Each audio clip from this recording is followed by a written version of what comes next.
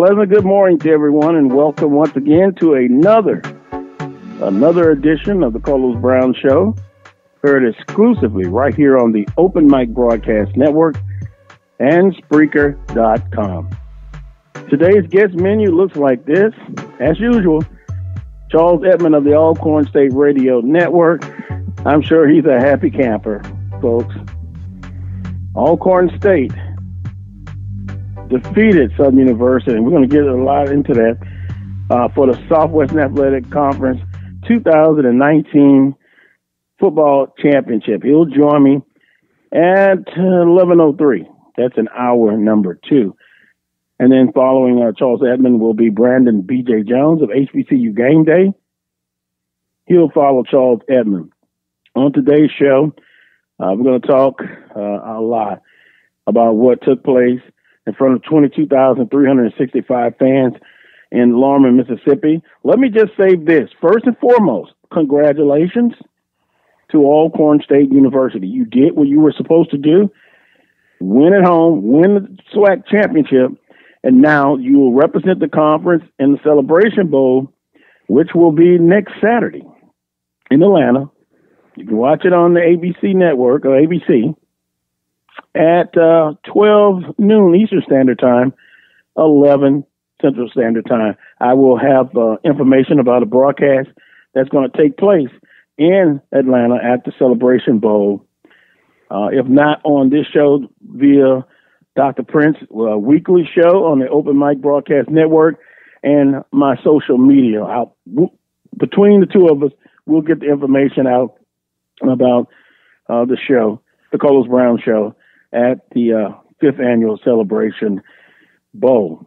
So with that being said, let's fire up the computer.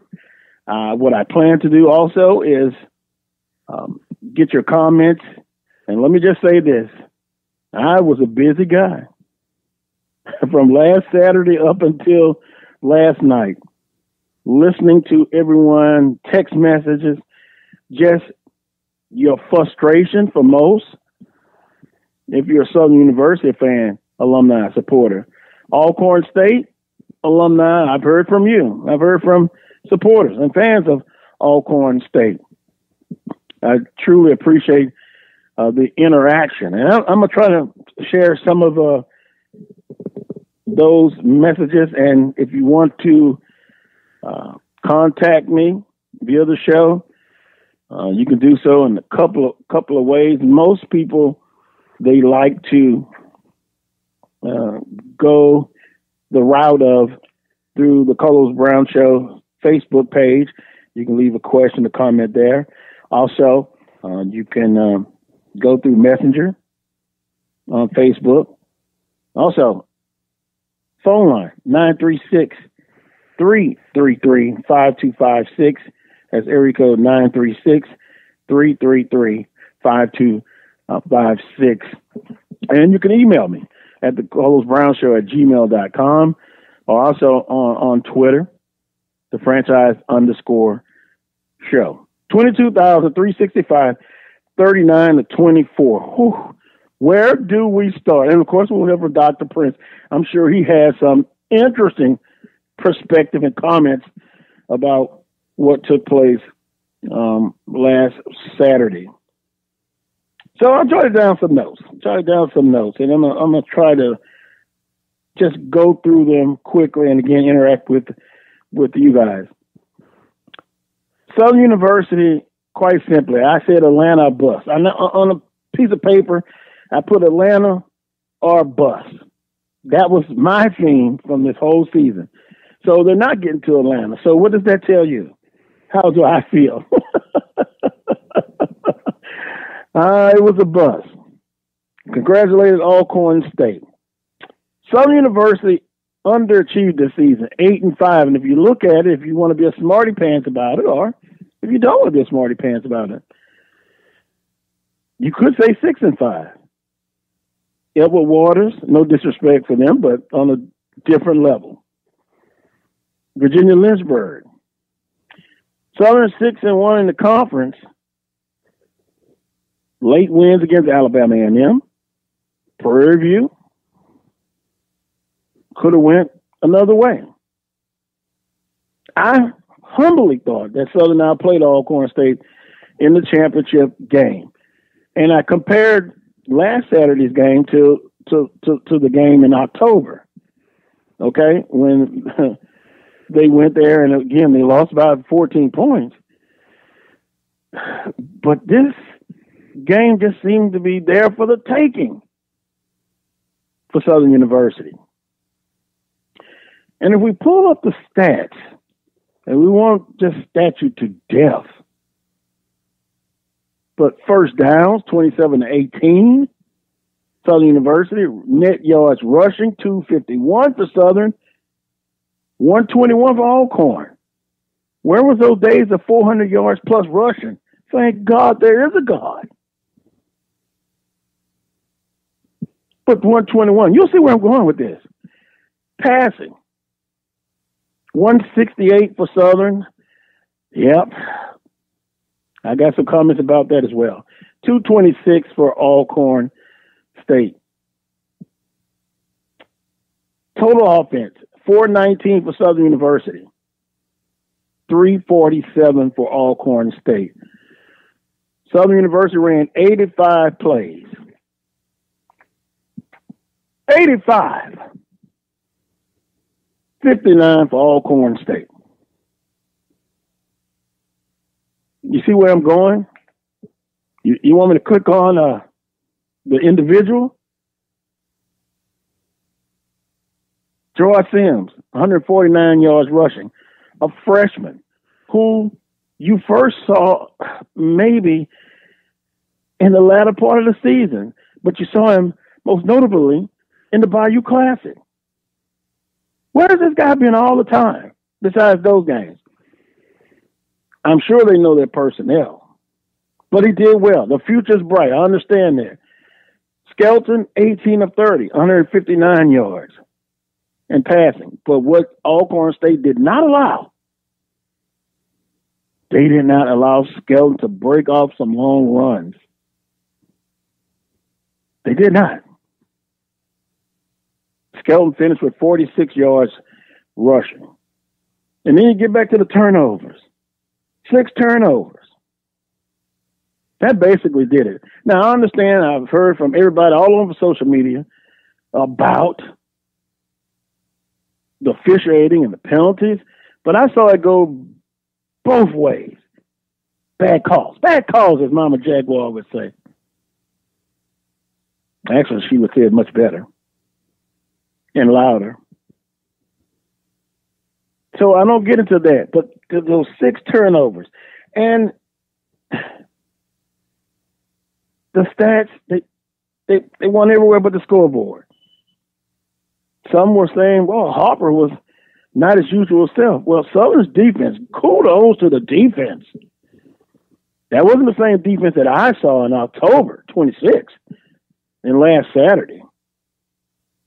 But as the case has been all season, you get a good game from the defense, then the offense is lacking. Offense gets the job done. October 26th, Alcorn Southern secondary just didn't get it done. That defense did its job.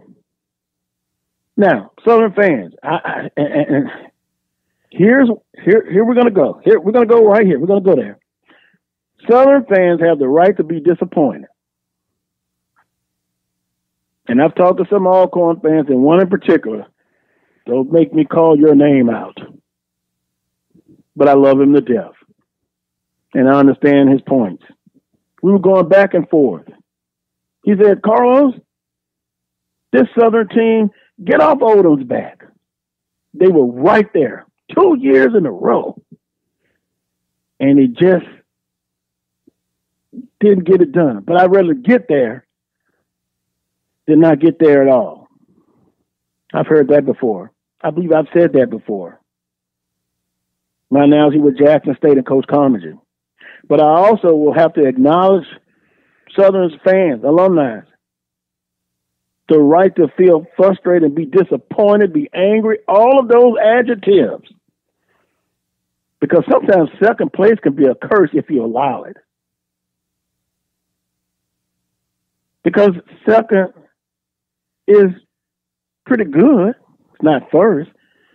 Or do you just settle for that? I would say they're not. But there's something that has to be done where you got to kick that door in. And here's another note. I think self-examination must take place with this football program. Offensive coordinator, quarterback coach, every coach. At the end of the season, you have to sit and do a self-evaluation.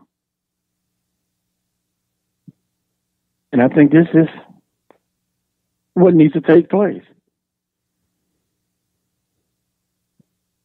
Quarterback position in the spring. This is just my humble opinion.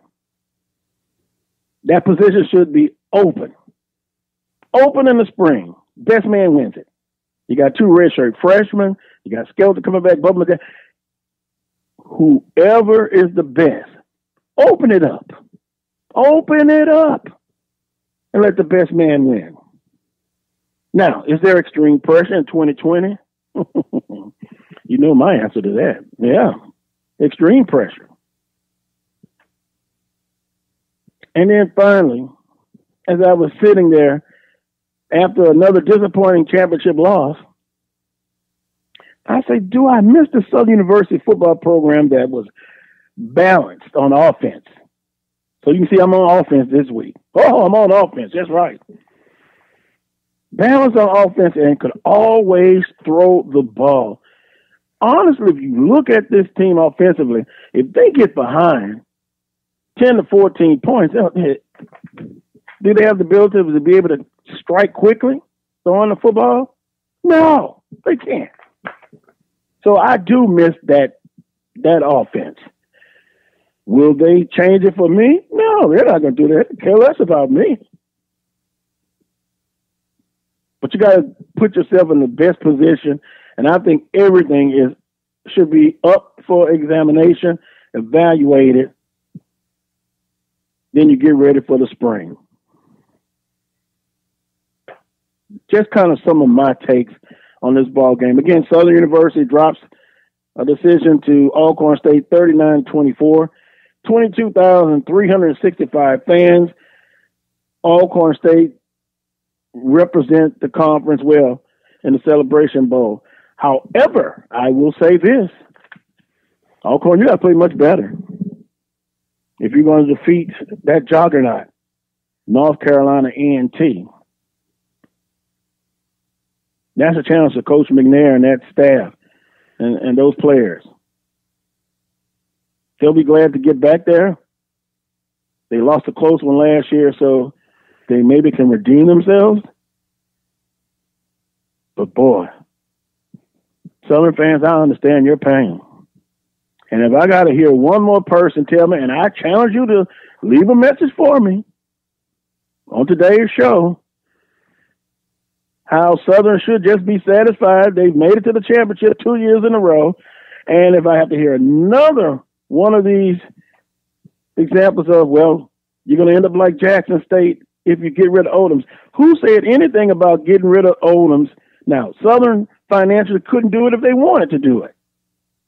But I think you still can evaluate your coaching staff and what you're doing. And the challenge is, how can I get to the championship again, but then kick the door in and win it?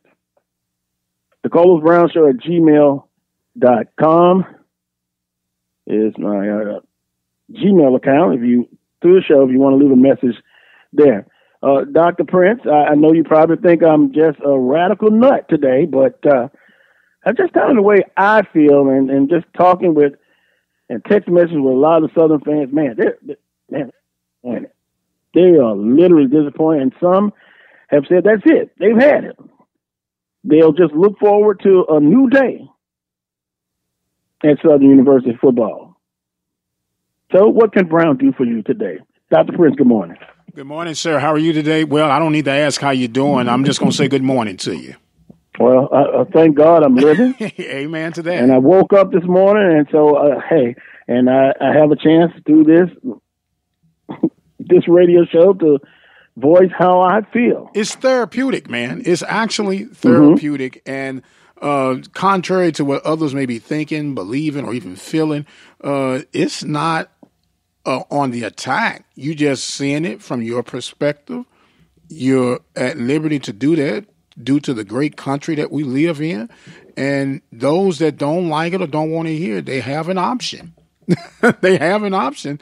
But all I can say is, brother, welcome to the club. Welcome to the club of frustration. As I watched that game with my son, and I told him, I said, son, this is a prime example. Southern did not get beat. They lost that game. And he was like, well, what do you mean, Pop? I said, if you take away and just put the slot, put a dark mark through turnovers, and you look at the stats up and down as you just went through, and no score on that final stat sheet, you look at that and say, oh, man, Southern beat Alcorn pretty handily. Then when you reveal the turnovers, that's when you lost the game. Yeah, six turnovers. Yeah, that's six turnovers. You're not going to beat a Pop Warner program with 6 turnovers. And as a fan, we're all fans, stop using the excuses about officiating. Officiating is part of the human error that comes to the game, and even with all the replays and the reviews and the indecision of making, if you are resorting to the reason of your team's poor performance was because of a call or two, shame on you.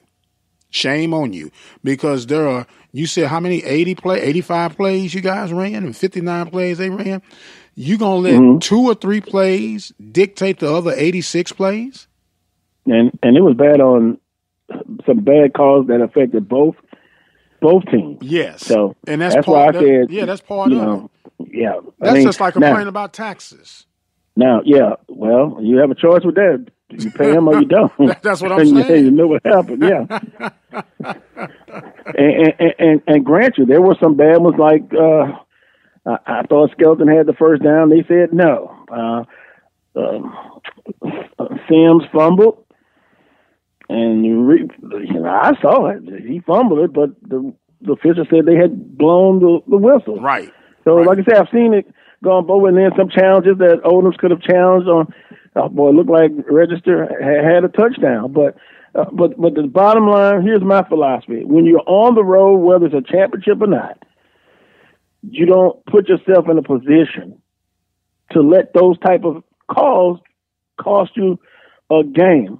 I mean, Southern went up 7-0, but they left a lot of points on the field. Yes, sir. Ball security, Skelton, that fumble, everything was there for the taking. Now, as much as Southern's defense have taken some criticism, rightfully so, it really wasn't defense Saturday. I'm going to meet you halfway on that. And the reason I say that is when the defense needed to show up in the latter part of that game, they kind of had a little letdown. When you really needed them to stop them, they couldn't stop them. Well, what I saw was, and it's funny, we see all the same game, but sometimes you get different interpretations. I saw a blown assignment by the defense that resulted in a touchdown. I saw after Alcorn stopped Southern on that 4th down, and when Alcorn got the ball, boom, you could just tell, to me, the spirit was gone. It's just gone from Southern defense. They went down. Then you had the pick 6, which was a horrible throw, and it's just I've seen it before. Right. This offense has been consistently inconsistent. And I have Alcorn fans that got proof of it. They was like, man, if you had a quarterback, y'all would have won the ball game.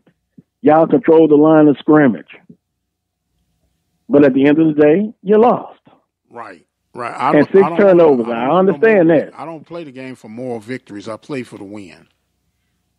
Well, and so that's where I come back to Southern fans. They're rightfully so. And to say that they shouldn't feel as raw as they feel because, hey, at least you got to the championship 2 years in a row. Guess what? You tell that to somebody who's emotionally just at that point, they don't want to hear it. Oh, no doubt. They don't want to hear it. I didn't text you until, was it Monday or Tuesday? I said, I'm not touching that, brother. Right now, you're like a pit bull on a short leash. I said, oh my goodness. I said, you okay, brother? Yeah. I said, uh-oh. I said, yeah. And then it's just like a sore that's just a wound. I'll say it that way. It's opened up again. Why did I say that? Because 2 years in a row, they lost the championship. But let's look at Coach Odom's 2013, won a championship against Jackson State. You know how I feel about Jackson State. I love that, right? Right. Then the next year, they go back and they lose to Alcorn. That kind of starts it. Right. So, Alcorn, what is it now, 1-10? Yes, sir. That's unacceptable. I'm sorry. And a rivalry is supposed to be back and forth. You know, you win some, I lose some. But 1-10. And again, I challenge people who tell Southern fans they shouldn't feel wrong right now. If Alcorn was 1-10 against Southern University, they'll know exactly how people feel, Southern fans feel. If PV was 1-10 against Texas Southern, you would be raw. It would be awesome.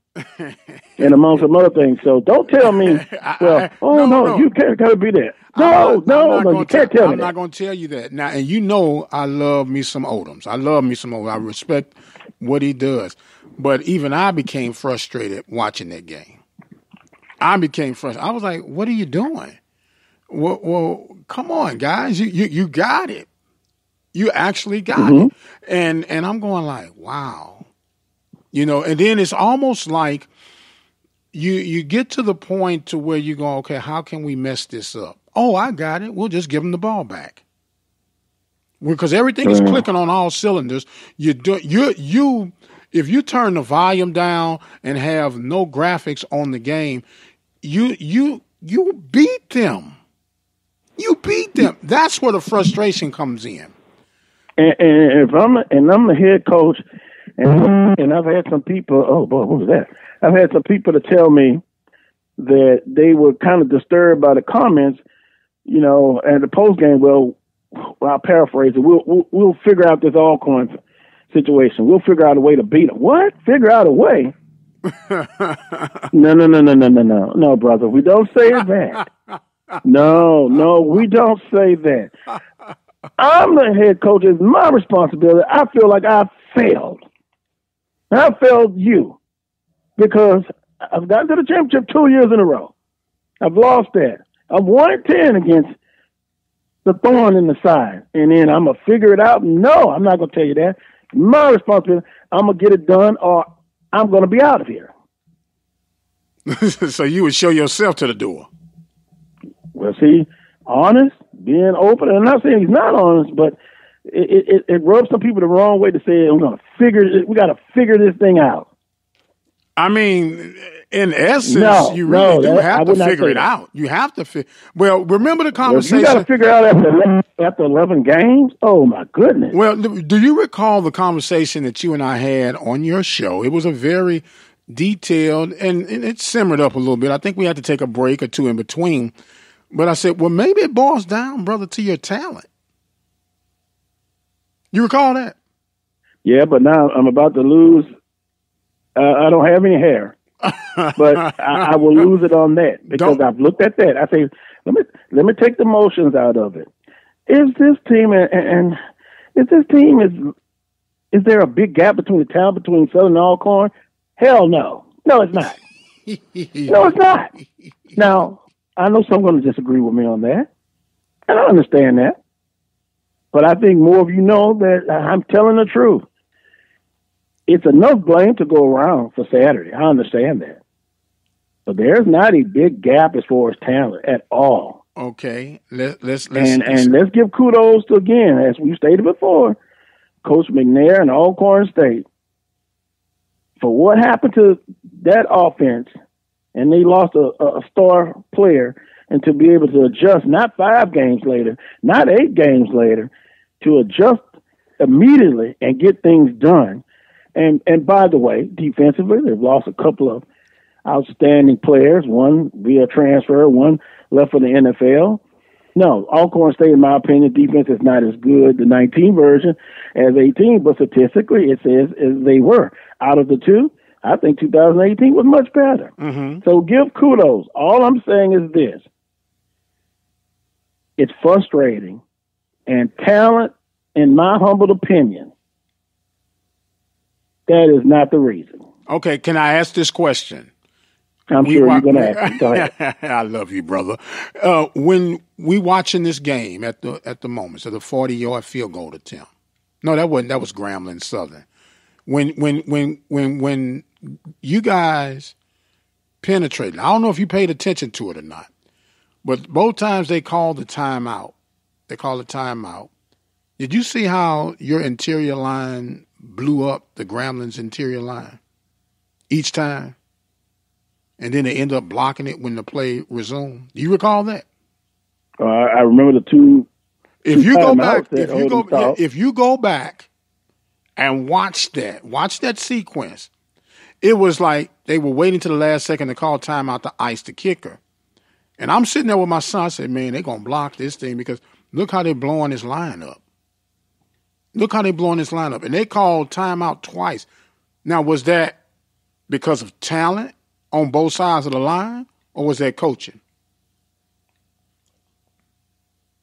I'm sorry, I was getting a text message of flying in. Well, was that talent or was that coaching? That Southern line was able to that their line was able to blow up the Grambling line to block that field goal. Was that coaching or was that talent? It can be both. Okay. Or what you're saying, it was all coaching? No. Is that what you're saying? I'm saying the talent was better. The matches were better in your favor. And I'm not saying that Southern is not a talented program. It's obvious that they're talent or they wouldn't have the success that they've had. But when it comes man on man, apples to apples, up and down, comparing to Alcorn. Because remember, these games are all about matchups. They're all about, just like everybody, man, Purview has this high-flying offense. I could give a fat rat's bottom about a high-flying offense when I'm not winning the games I need to be winning. I'd rather win 7-6 than to win or to lose 35-38. With Southern and Alcorn, coaching. Okay. That's just my opinion. Here's what Edmond says. The gap is position coaches and offensive coordinator and maybe even special teams coaching. That's the Achilles heel of every conference school. We do not spend enough attention to detail when it comes to special teams. And that you're going to tell me, get me fit to be tied. That's why we struggle out of conference, because when we play somebody of substance, we blow the games at special team. But go ahead, carry on. Yeah, because if you think last Saturday, Southern finally goes up 7-0. You remember their other drive, it was a fumble. They were inside the 15-yard line. Right. That's another 7 points. And then what happens? They kick off, and what does Alcorn do? Take the momentum right back. 85-yard kickoff return. Mike says, getting to the championship every year means nothing if you can't win it. Oh, I agree. Ask the Buffalo Bills. Southern will, Minnesota Vikings. Southern will never win the big games with this coaching staff. This is like, what a comparison. This is like Les Miles and LSU all over again.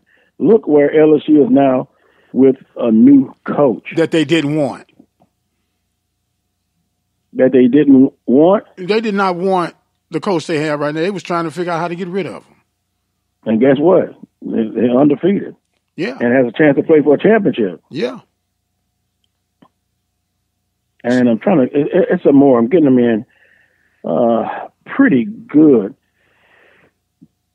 Willard says the sum total of everything you're seeing right now is coaching. And at the very least, Barry cannot be the offensive coordinator. You think he's a better at the O-line coach?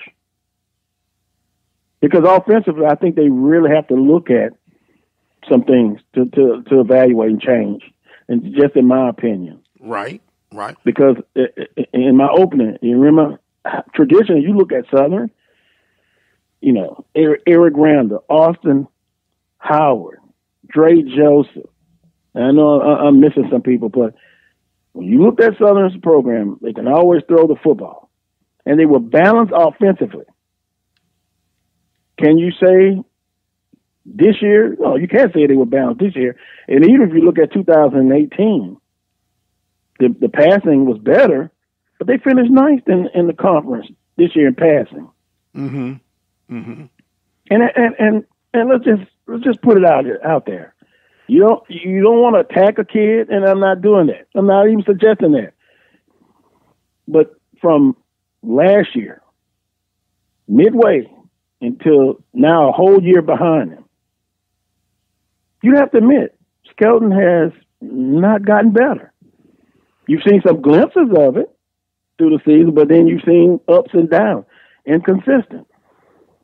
And now, do you totally blame that on him, or do you blame it on coaching, or both? I think it's going to probably be a universal split on that, and here's what I'm saying. And remember, we had this conversation. I said, well, Skelton caught everybody off guard. They wasn't knowing what his true strengths and weaknesses are. A full calendar year rolls around, and people have adjusted to what he can and can't do. So you start to try to overcompensate what he's good at to force him to feel a little bit more uncomfortable. And that's where you have the erratic games. You know, you look like a star one day, then look like a bomb the next. And I'm not calling the kid a bomb, so don't start sending me inboxes and everything talking about I'm child bashing and all that. But we're just talking about the obvious lack of improvement between the start and a full calendar year. Did not get better. So people are in agreement with that, I believe. Now, where people may disagree is what's the reasons why he didn't get better? You know, I looked and I saw at the games that I attended at home and those that I were not able to attend, but I saw on television, I would see the quarterback coach when he come off the field and talking with him. I did see that. And also the camera shows some interesting things when you're not at the game. You know, you see at the value class, and I know during the heat of competition, there are going to be disagreements. But I saw some Saturday. Offensive line was trying to talk to him, I guess, about what was going on out there. You know, hey, I mean, in the emotional moment, he didn't want to hear any of that. The challenge is going to be for them meaning coaches and players, to get better. How do you build off of 2019? What's going to get you to take that final step and kick the door in and get a championship?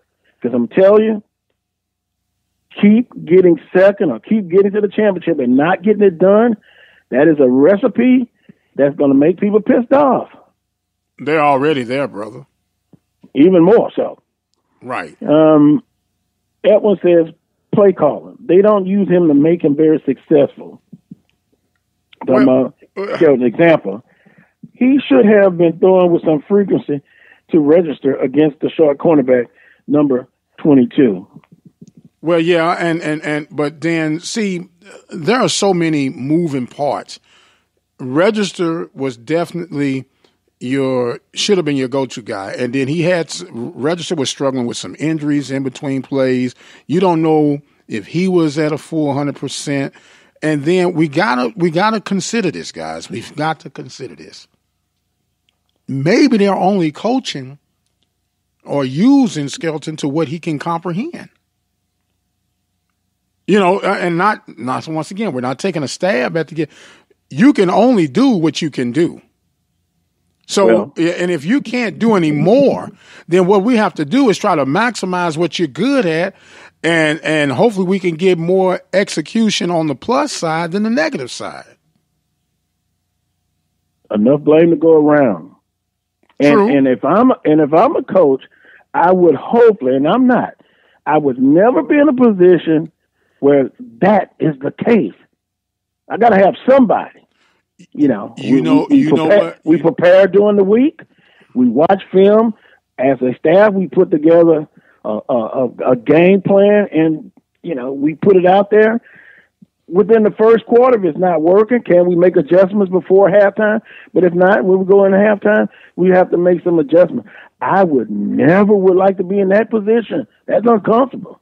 To saying, well, if this is what he's only capable of, is that the best we've got to take us to where we need to go?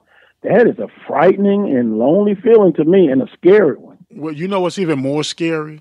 And it makes me sick to my stomach, is that everybody wants to copy and do what the next person is doing instead of creating your own identity. The RPO is awesome from 20 to 20, but when you get in the red zone, it sucks.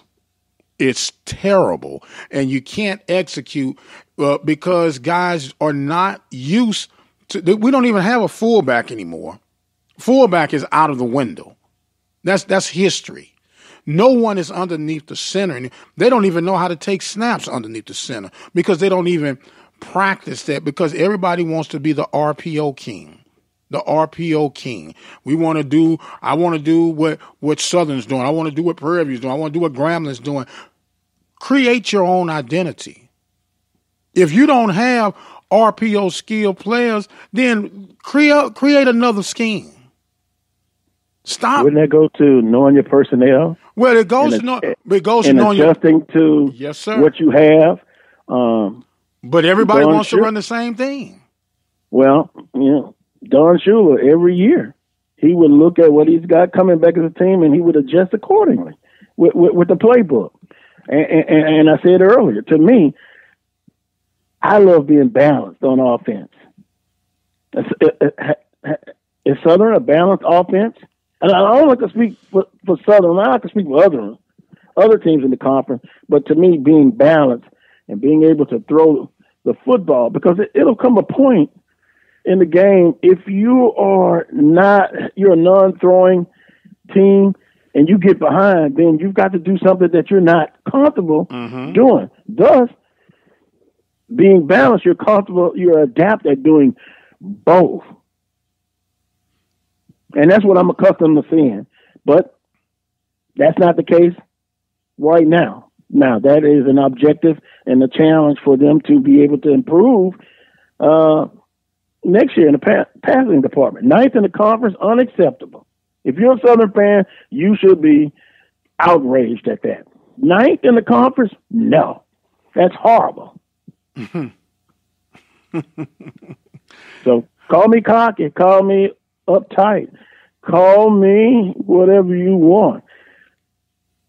You've got to always continue to get better. And I know they know that. But now it is late in the evening. They have to get it done. All this has done is made the thirst even more to get a championship. Oh, and here's what's scary to me, and you're on that inside as far as I'm concerned. This was your year. This was your year. All the stars were lined up, everything.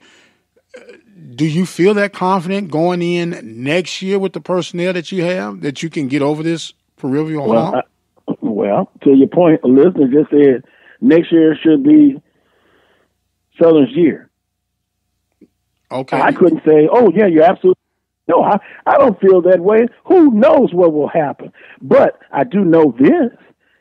In Birmingham in 18, I heard Coach Odom mention about 19. And what I translate that to now is he was very confident in 19 that they were going to be able to get it done. The most experienced, the most talented team. And you saw it out there. Yeah. Statistics, statistical wise, and you were not able to get it done, nothing is promised. Next year is not promised. Right. And so, do I feel comfortable that they can get it done at this moment? What is the time? 10:40? No, I don't. At 10:40, December the 14th. Is that correct? That's correct, sir. 10:40. I don't. But guess what? My expectation will still be the same. Right.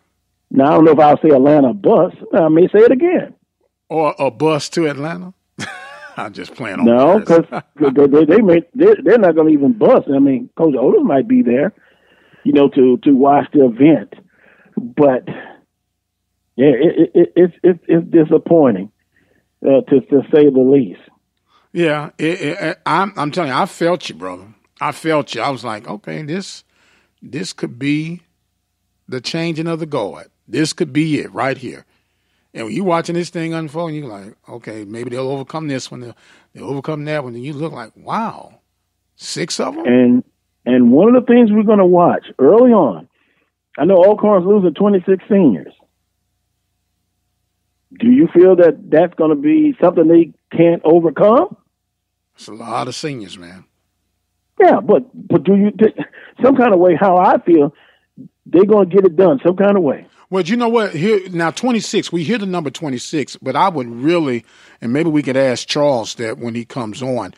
Of those 26 seniors that are leaving, how many of those guys contributed on, let's say, 50% plus of this team's success this year?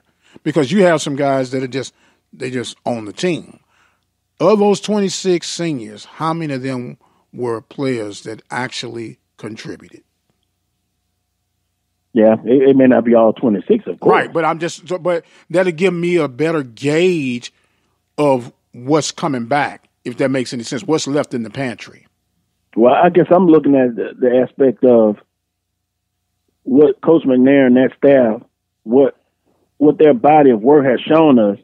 I would not say right now that they're going to not be in a discussion, albeit 26 seniors, maybe 20, maybe 15, 12 of them contributed to the success the last few years. Their staff, they're going to get it done some kind of way. Oh, yeah. You got to get that's what I'm saying. Now, put it back on Southern. Southern Knights, are you confident that this team can get back? They didn't lose 26 seniors. I think it was 13. How many of those contribute? Do you feel that they can get back to the championship and win it? Do you feel that way? Do you feel that they need to evaluate some things offensively, coaches, what they're doing? Those are going to be some key things if they can get back to the championship and win it. AB says we should never line up 3 yards behind the line of scrimmage on the 1 yard line. Well, yeah, that happens all the time. Well, that's what I'm saying. That goes right back to my point. We have no identity. And can I just be frank with you? That's why we struggle when we get to the Celebration Bowl and play outside the conference. We are finesse. Well, we play finesse ball. We do not play football. We play finesse ball. Well, now let's look at that, though.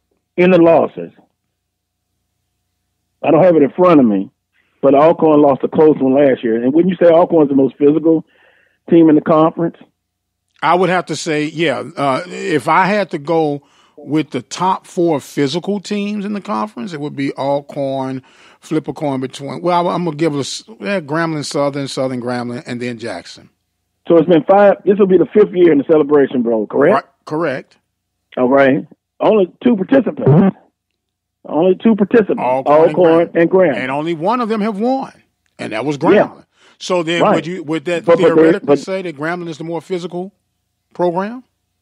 I would say they're both, but Alcorn's been there more than Grambling, so thus I would say Alcorn's more physical. And my other point is the games were very close. It wasn't like blowouts. Now, the same thing I say about the MEAC, they're very physical, but now offensively, this is what I've seen from the MEAC teams. They're going to play tough, hard-nosed defense. They're going to be physical. They're going to slap you in the mouth. Right. They're going to give you a touch of love. Right. Now, offensively, they manage the game. They're not going to be throwing it for 300 and 400 yards. And that is the proven formula for success. I don't care. That's success for those games. But now if we want to take it another step, with A&T, with that concept, will they be much more successful in the FCS playoffs? I would say they would have a strong margin on the positive side of having success. Well, I don't want to really jump that far ahead, but they've had some success winning out the conference. We give them that. Right. But and in the playoffs, they have not made it into the latter rounds. Right. I understand that. But back between the Celebration Bowl, albeit their losses, they have not really been blown out. The games, the SWAC has not been blown out. Okay. And I think you're talking about style. The men, they have a certain style, but the SWAC has a style as well. 2 points. How you feel about I'm tired of second place is how I feel about the Celebration Bowl. Okay, I don't care who's representing the conference. I want to see the SWAC win more than they lose. I would agree with that. Point number 2, it's about the matchups. It's about styles of play that determines a game. And that's what I'm saying is we are a finesse style conference. When we get inside the red zone, we get brain dead. I don't care if it's the pistol. I need a quarterback under center. I need to see somebody. Why am I trying to do a trick play? The field is shortened. We're going to go pound for pound, man on man, and we're going to force this down your throat. Yeah, you can know we're going to run, but the power game, even if you know I'm going to run, you still got to stop me. And we do not have that. Are you talking about every team in the conference? I'm talking about every team in the conference. None of them. See, I would have to look at it as a whole. I have to go back and look at every team that plays. I know Southern does it. What you're talking about? Would you say Prairie View does that? Does what? Don't line up behind center, getting the old fashioned. No. Okay, that's Prairie View. Alcorn. They probably will do that now with Felix, but when Noah Johnson was there, they would just line up and take it to you.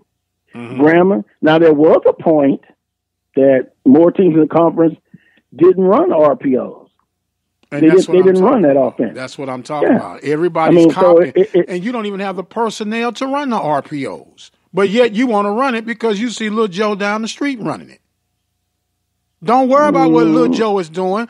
You build a team according to what's accessible to you and to the style of athlete that you have, man, and stop trying to do it. And if you don't have the ability to go get the horses, if you're physically or financially challenged, then run a scheme that's going to put you in the game or keep you in the game. Dr. Prince, they got a lot of copiers in this whole football. I understand that. It's not just happening in the conference, but we're just happening because we cover the conference. I don't care about no other conference. I see it on every level. I even see it in the NFL now. Right, but you know what? When you said the NFL, they kept talking about Jackson's not an NFL quarterback. But what did they do? They went back. Harbaugh was about to lose his job. But he went back. He said, you know what? We got this physical, talented brother at the quarterback position. Let's go back and rewrite what we want to do compared to what we need to do. And now you see, as a result, that's smart. I know it's smart. That's smart. That's smart because they package something to fit his talent. That's what I'm saying. And we're not doing that on this show. We're not doing that though, because everybody can't run an RPO. Everybody can't run that. And we keep trying to force feed that, and they keep regurgitating it because they can't handle it. It's a trend that I don't like. And that's what I'm saying. It's a trend. What did I say in the opening? I'm used to an offense that's balanced, a Southern team that can throw the football. No, I don't like it, but hey, they're getting paid the bucks to do it. Right. And if they're doing it, that's on them. That's why I wouldn't cut not an ounce of excuses about, well, they're not out there on the field making the mistakes, but damn it, you're the coach. It falls back on you. When you say a team is undisciplined, the coach is not out there, a false start, a personal foul. It's the players that are doing it, but who's held responsible? Oh, am I? Are you coming to the light now? Are you coming to the light now? No, I've always been in the light. Sometimes we have different paths how we get there. But those coaches ain't out there. If you're going to say it that way, they're getting paid the bucks. How whatever they're getting paid. Players make mistakes. Coaches, they coach. At the end of the day, you're going to be evaluated. You're going to be graded on championships, putting kids in a position to graduate, get that degree. Well, you know what? I'm glad you said that. I'm gonna make this point, and I'm gonna move on down the road. But I got to make this point. And the ultimate goal, I don't care if you recruit somebody for tiddlywinks to come and represent your university. The ultimate goal is that you're providing that student athlete to represent your program to get a higher education and a quality education in exchange for your gifts and talents to help me win. I know we are to celebrate these kids for graduating, but don't throw that in my face. Our kids are graduating. They came to graduate just like we hired you to win. So don't tell me, well, our kids are graduating. That's what they came for. They came to graduate. I brought you here to win games. Don't, like you say, don't give me no excuses on why you keep falling short. Because that's the mark of insanity. And speaking of that, Edwin has a good point here. Uh-oh, what did Brother Edwin have to say? I don't think we are as bad as he's saying. We have a lot of good talent in the SWAC to be successful in the red zone, but some of these guys get too smart at basic fundamental moments. Well, that's what I'm talking about. And you know what that reminds me of? Southern Alcorn in Houston. It was, what was it? It was a 4th and 1. Big part of the game. And Southern's in the pistol formation. Quarterback's, 2 yards behind the center? Right. Then the running back's 2 yards behind him. So 2, that's 4. You need 1. Mm-hmm. But you're starting, if you look at it on the number line. Starting in the negative. You're starting there, and you're coming back, and Alcorn blitzed, crowded the line, 2-yard loss. Thus, they go on to win the ball game. And that has nothing to do with the talent. That has to do with the lack of system adjustment. If I got a guy who's on a scholarship, I don't give a hoot if he doesn't have a scholarship. He's lined up in a D1, D2, D3, UIL, whatever. He's lined up as an offense and defensive lineman. And if you can't push this guy for 3 to 4 seconds to get me a yard, you don't need to be out there. And if I don't trust you and I haven't put the confidence in you to go get it done, then I don't need to be holding the clipboard calling plays. I'm going to say it again. You need to get back to the championship game and you need to win it.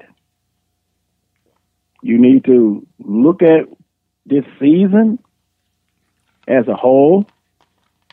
And you're kind of blessed in the season because breaks could fall a different way. And you're not even 6-1 in the conference. Don't I know it? So, in my humble opinion, 2 years left on the contract.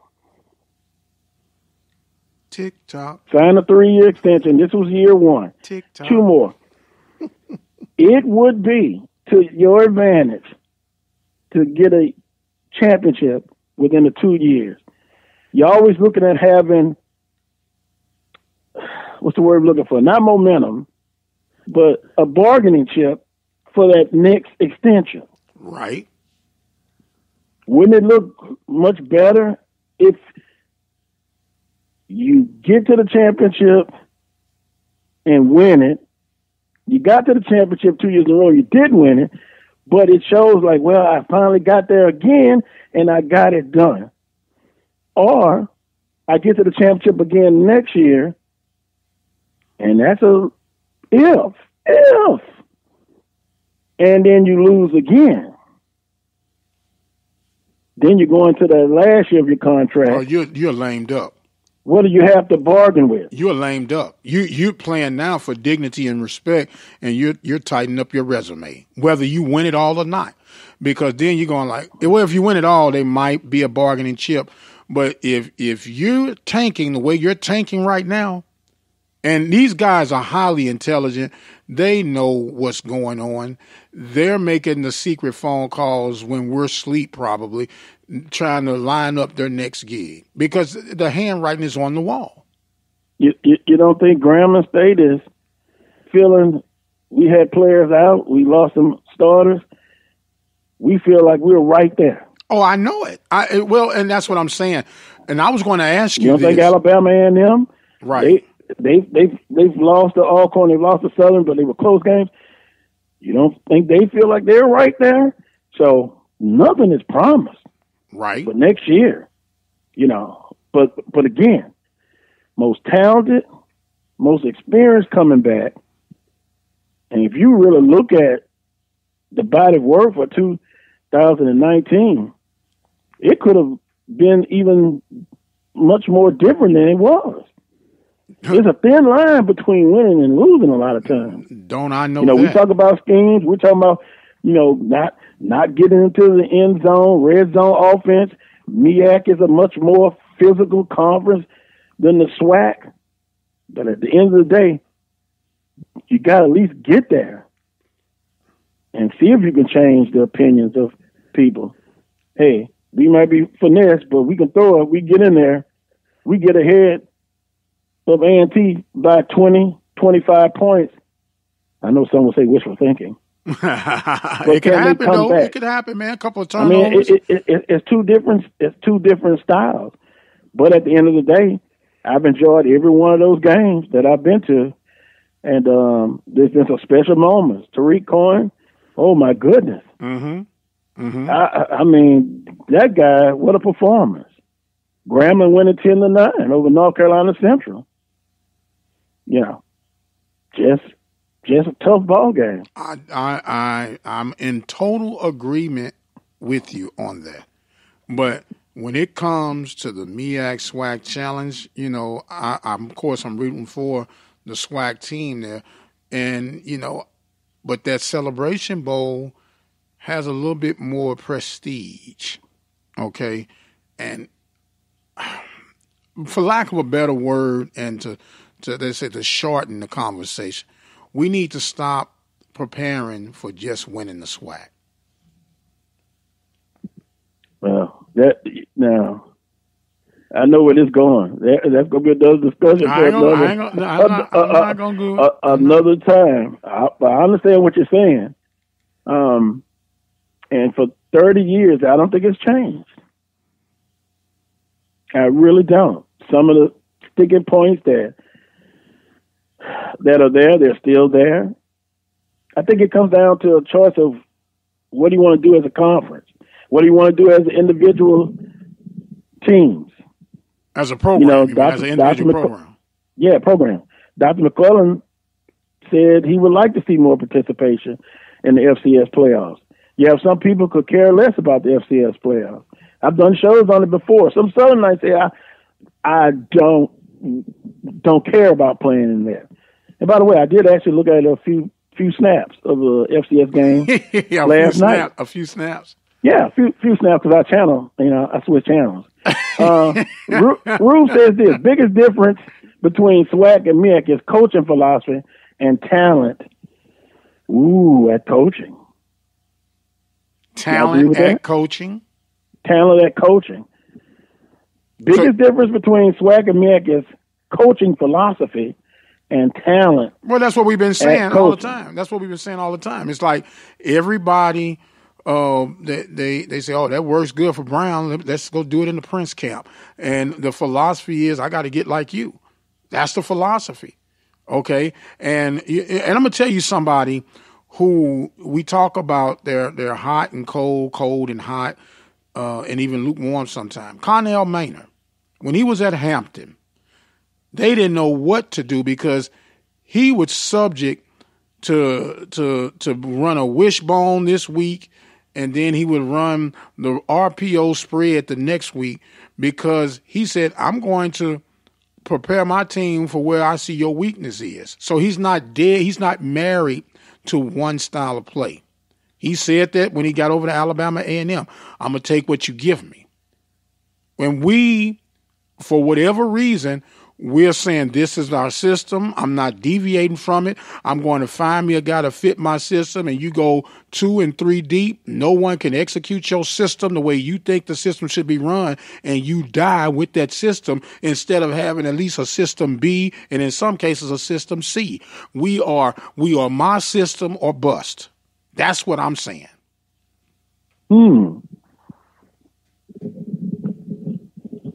Y'all agree with that? Rouge says Maynard is the best coach in the SWAC, and everyone will see soon. You know why? Because of just what I just said. I'm going to be like that owl. Who? OWL. Sit and observe and look, and I'm going to remember where I heard it from. Mm-hmm. Now, I'm not going to say yes or no on that. Okay. I'm just going to sit and observe, because we've seen in this conference some hot, sexy picks at coaching that came in. You had some coaches came in, oh, I'm ready to preach now, came in and said, well, where I come from should be 12-0. Mm-hmm. And that you just disrespected all the coaches in there. And I'll tell you something else. Creative, being innovative, and adding something new. I'll throw in Coach Richardson. He'll probably say, look, I was just basic fundamentals. But we came in that first year, boom, 11 wins. The bar was set. Right. So I know what's trending. I know RPOs. I know a lot of the programs are running it throughout college football. But I would like to be a trendsetter. That's what I'm talking about, man. That's what I'm talking about. And so whatever works best for you, I was told a comment was made. No, I'm not going to go with that. No, don't go there. Don't go there. Don't do it. Say it. Don't do it. Don't do it. I'm not going to go there. Brown, don't do it, sir. Please. But at the end of the day, you will be judged on wins and losses. Yes, sir. Championships. What if a team wins? They're 7-4 every year. And I used to get in trouble for making this statement when I first got into radio. 7-4. I said that wasn't good enough. 7-4, no championship. And a caller said, well, that's a winning record, isn't it, fool? I say, yeah, it's a winning record, but that's your benchmark, and that's your standard. I seek higher. And, hey, came in, won 11 games right off to the bat. So it just depends. Where's your benchmark? What do you consider successful? Well, that's a 3-tier. That's a 3-tier response to that question. Okay, that comes from the expectations of your fan base, the support from your president, and the guidelines set by your athletic director, and then the execution of the said coaching staff. So, and here was the question that I'd ask some of my PV fam, if you allow me to interject this. If I can raise the expectation bar to a 2.8, GPA for admission? Why can't I raise the expectation bar for wins and losses on my athletic fields? Why can't I have the same? Why can't I have the best of both worlds? If we got a certain style of student we want, okay, great. I'm all for that. I got the buy-in. I got the T-shirt and all the souvenirs to let you know I'm on board. Why can't I transition that over to my athletic complexes?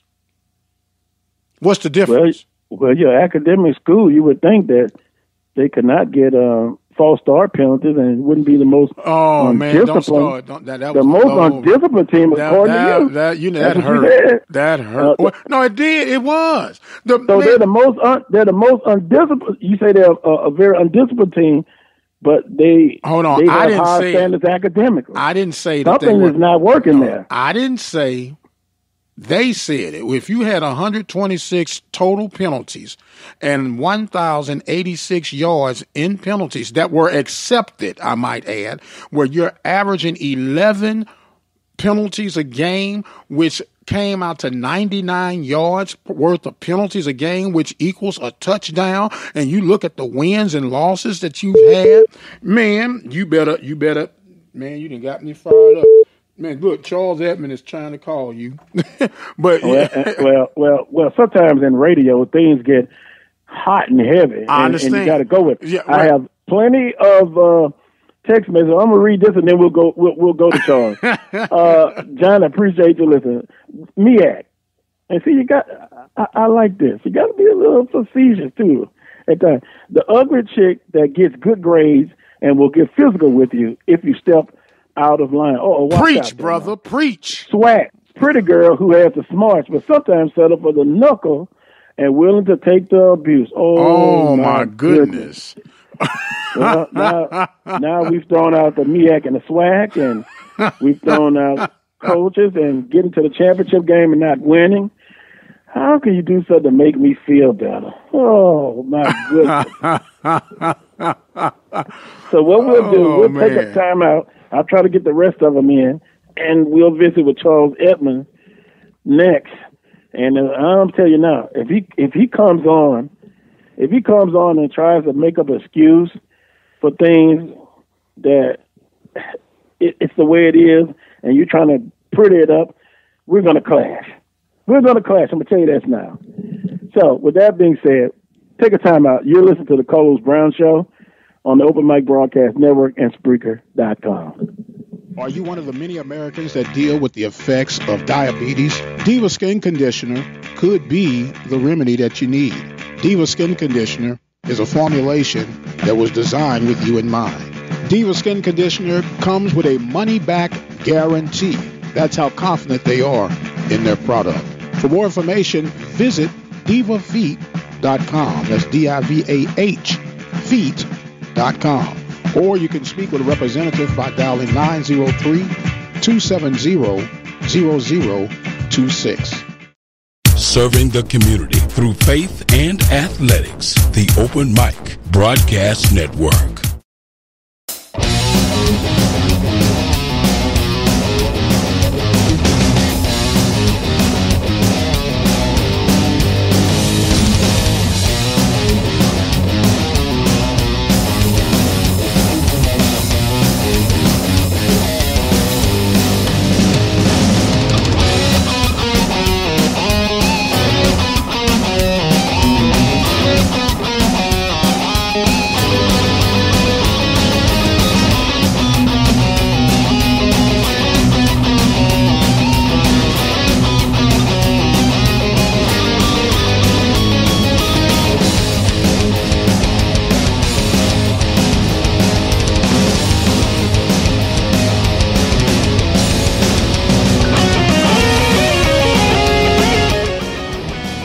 Welcome back to hour number 2 of the Carlos Brown Show, heard exclusively right here on the Open Mic Broadcast Network. It's been a wild hour number 1. That's what happens when you get to the championship and you lose a couple of years in a row. That's the only thing I can blame. We've had all kind of conversations going on. Text messages are pouring in. People are pissed off. We probably pissed off some MEAC people. with the styles of play, but just our opinions on that. You gotta love it. Opinionated, outspoken. That's me. Coming up, Charles Edmond of the Alcorn State Radio Network. Charles, good morning to you. Good morning, Carlos. How are you? Well, I'm living. I'm still emotional after a week that has passed, and life will go on. Things will get better. But I find in these situations, you've got to just kind of let it out. You can't let it fester inside because it could be very dangerous. Well, I'll say this for the record. At the coach's show the other night, probably the biggest question asked behind the scenes is, how's Carlos Brown doing? Really? Yeah. Oh, come on, you're being facetious, right? No, I'm serious. I'm serious, man. How's Carlos doing? I mean, because people know you, they listen to your show. You know, you're out there on Facebook and social media. It's, you know, they know how passionate you are about Southern University, how you're one of Southern's biggest cheerleaders in a game like this. You know, I know it's maddening, it's frustrating, and I read all the posts. I know there's a bunch of anger out there. I mean, it's beyond frustration, it's beyond disappointing, and it's anger. And I get it to a certain extent. I mean, you know, you've got a coach that's 27 games over 500 in his tenure, but can't beat Alcorn 2 years in a row. And I know some people say it's time for a change, something has to change and all that. But, you know, from your perspective, I know it's like you just said, it's still upsetting 7 days later. Yeah, it's still raw. And, you know, those stats that you've given, plus, and I did get a chance to listen to your broadcast. You did mention 1 in 10 quite a few times, and that adds to the overall big picture. You know, Southern a proud fan base. They're not going to take this good, and they're not going to like it. And just from my humble opinion, again, that needs to change quickly. You know, now you mentioned 27. Yeah, SWAC record is pretty good, very good. But ultimately, what is he going to be judged on? I could say championships, but ultimately he's going to be judged on, yes, championships against Grambling, against Alcorn State. That's no disrespect to anybody else, because if he was 1 in 10 against Purview, I still would feel the same way. So that's just the way it is. And, you know, life sometimes is not fair. I've done things that I'm not proud of. I've done some things I thought was a good job, and, hey, significant other says, no, sir. That's not good enough. So what do? You ball up, or you just try to man up or woman up and just try to get things done. So, yeah, very, very disappointing. And, Charles, when you look at the actual game itself, man, it was a lot of turnovers. 6 for Southern. Alcorn had turnovers. At one point, it was back and forth with turnovers. You look at the statistical story, I gave it in hour number 1. Southern won every aspect but on the scoreboard. And the big number 1 reason was turnovers. Yep. So, you know, that defensively played much better than the last time they visited the reservation. You know, you had people saying, what's wrong with Harper? He's throwing picks, but the bottom line, someone has to win and lose, I understand, but boy, that was a very good scenario for Southern, and they didn't get it done. Now, I want to ask you a question. Skelton, what do you think of his performance? I think it was like 13 or 17 in the first half, and I don't believe he got sacked in the first half. I could be wrong. Then the second half, very inconsistent. I'm sure Alcorn had something to say about that. But offensively, my question to you is, and the turnovers, but offensively, that's where Southern did their least productive work for a whole game.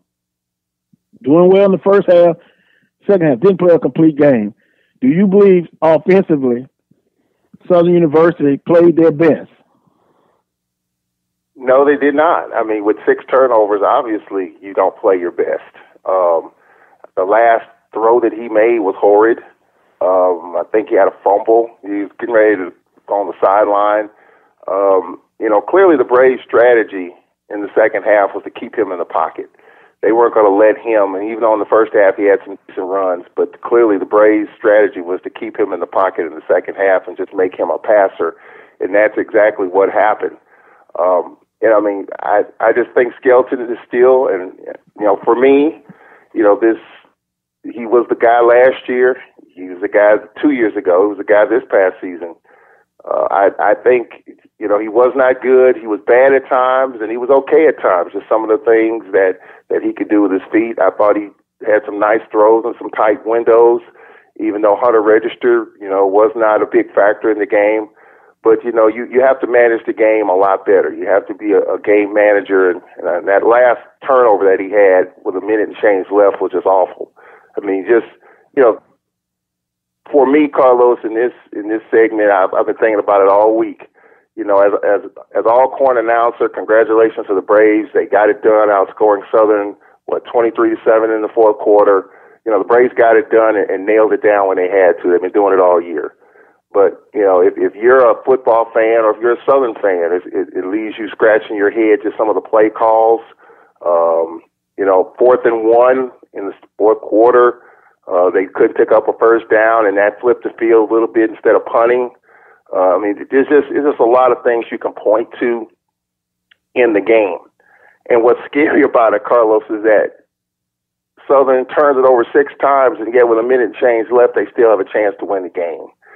Out of all of that, out of all the back and forth, they still had a shot to win the game, and that was the worrisome part about it. But, to answer your question, I thought Skelton was just Skelton. He made some nice runs, some nice throws, but, a couple of bad turnovers, especially the one late that's pretty much sealed the game. And if you're Southern, you have to make a decision. At some point, you've invested a lot of resources, a lot of time, a lot of sweat equity into this kid. Is he your answer going forward? And, that's I think, the big question for Southern University, because, you've invested a lot. He's done some great things. There's no doubt about that. But in this game, would you say that it was neutral? Would you say that he took a step back?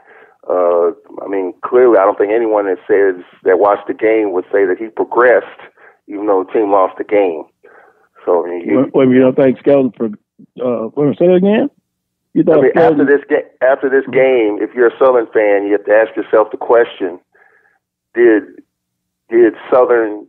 Skelton progress as a quarterback? Did he take a step back, or is it neutral? Wasn't great, wasn't bad. He's still the guy. You have to ask yourself the question, because now that, as you've talked about, and I kind of disagree with the fact that heat is on Dawson Odoms. You get to 2 straight championship games and you win the West and all that. If he does it again next year and we lose 26 seniors, you don't know what's going to happen, and Alcorn will retool a bit. But if we get there again and we have the same matchup this time next year and you lose again, then what? You're thinking about, dumping a coach that's 30-some games over 500, even though he's got another couple of years left on his deal, whatever. That's way down the road. But I think that if you make a change now and you start over, you blow it up offensively, start over with a new quarterback, you might take a step or 2 back before you take 5 steps forward. Are you ready to make that? Are you ready to do that? Personally, as a football fan, I think Skelton still needs some work, and hopefully Southern will get him that work. Quarterback camps, maybe an OC that can, a quarterback coach, whatever the case, because you clearly can tell he's got the tools, but it's just at certain times in certain games he struggles, and against Alcorn, he definitely has struggled. Well, it's come up a lot in discussion on social media, personal conversations I've had. Let's not go the route of saying Odoms needs to be out after this year, which is 2019. But what I would suggest is taking a look and evaluate everything that you're doing offensively. I mean, defensively, you don't forget about that side as well. But the defense did play much better than the October 26th visit. I think Skelton has digressed. He's been consistently inconsistent this year, and the play showed it. Many people said, so goes Skelton, so goes the offense, so goes the Southern University football team. Now, you're at a crossroads, because this is what I hear all the time. Well, you've gotten to 2 back-to-back championships. And if you make the move, then you may go 5 steps backwards. Or the other famous thing is that, well, you're going to end up being like Jackson State. If you do that, look what happened to Jackson State. Look what's going on now. The only thing they have in common, they're HBCUs. Who's to say Southern makes a decision in 2 years and they make the right decision? Some of those same people had those same feelings when Coach Richardson got the job, because the year before, Southern blasted Coach Richardson at Winston-Salem State. Based on that, no, that wasn't a good move, but we saw how that played out. So we'll have to see it. Why not Coach Odom's look at his staff and see where adjustments need to be made? I think you do that first. But yeah, that's the fight. You've got a coach that's made it there in the staff 2 years in a row, but they have not gotten a championship. How long do you continue to do that? That would be the question I would ask. How long? How long do you settle? Or is that good enough for you? Because if that is, then you're happy with what the situation is. And I said, and now number one, Charles, now I kind of can see. I was talking about Jackson State and Comagene and what happened to him, but now I kind of can see that other side saying, hey, frustration. Comagene won a championship and got there a couple of times, wasn't successful. They decided to go in a different direction. I do think, Carlos, in these situations when you have and you see this at the FBS level, you see it really at all levels in football. When you don't get to where you need to be, there's got to be some change at some point. We're not saying head coach. I mean, Dawson Owens doesn't deserve to be let go. He's not going to be. I know probably fans that I've read some of the posts. Some fans say, hey, I'm Jaguar fans. I'm done with Odoms. I'm done with it. As long as he's the coach, I'm not going to support whatever. But I do think, though, that he will look at his staff, and I do think there will be some tweaks there, because that's the next step in the process. Some things have to change, and I do think that maybe, I know he still does some of the defensive calls. I know I've read about that maybe he needs to hire a DC and turn that totally over to that person. I know you're not saying that Coach Odoms is actually the defensive coordinator, but his name is just not on there. Right. Well, I mean, if he's involved heavily in the defensive calls, I mean, he has a DC, but he's heavily involved. That's one thing. You just don't. I don't know the involvement that he has. You probably know that more than me. I mean, I do think there will be some tweaks there in terms of, I mean, he may not get rid of someone unless somebody leaves the program, whatever the case, but I do think there will be some changes there, because when you come up short, then you got to take a look at what's not working or what hasn't worked. So I do think that will happen. Do I think it'll be anything major? No, I don't. I mean, when you get to 2 championship games in a row, and really it's one team that's been in your way, winning 10 out of 11 meetings, I think you're close, but yet you're not close, because you've got to get over that hump of that one team, which is Alcorn. And something made me think the other day, what if it was 10 out of 11 losses against Grambling? I wonder how much would the anger be even more so than it is right now? Or would it be about the same? Let's say you lose 10 out of 11 to Grambling, the Bayou Classic, 10 out of 11. Would the anger be more so than it is now? Because if you rate the rivals, Grambling clearly the number one rival for Southern, and Alcorn, you can make the case now that Alcorn is the number 2 rival for Southern University. Jackson State a distant 3. So, I mean, I guess it really doesn't matter. I mean, when you lose to one team 10 out of 11, it is frustrating, especially when you've played them 3 times for the conference championship. You know, it's tough. So I get four of those 10 losses, 2 consecutive years of losing twice in the season, and I mean I can answer that question. It will be equally yoked, Grambling and Alcorn. To the fact that you've lost 10 out of 11, that wouldn't sit well in my gut at all. It could be Lipschitz University, same thing. Yeah. But I will say this. Now I'm going to turn it, and this is why I understand people can have their opinion and say, well, you know, you're close, you're right there. But when I turn it around, if Alcorn was 10-1 against Jackson State, McNair would be tarred and feathered. He would literally, Alcorn fans would feel the same way that Southern fans feel. Would you agree or disagree on that? I would agree, absolutely. I would absolutely agree with that. And can I read this quickly? Thanks, Derek. He's an Alcorn fan, alum, what have you. He says, that's a fact. I will admit, until face turns blue, Southern outplayed us and out-schemed us. Defensive coordinator put in work. Completely new scheme and had Felix confused. Dropped DBs back 10 yards and played all lanes because they knew Felix gets rid of the ball real quick. Didn't worry about double moves. Blown assignments gave us TDs. Now, I mentioned that blown assignment in hour number 1. Yeah. So the ocean was warm enough for a massive hurricane. The setting was set up for Southern, and I'm wondering, is it because they've lost 2 years in a row? Is it the 1-10 against Alcorn? Ooh, I said it again. Ooh.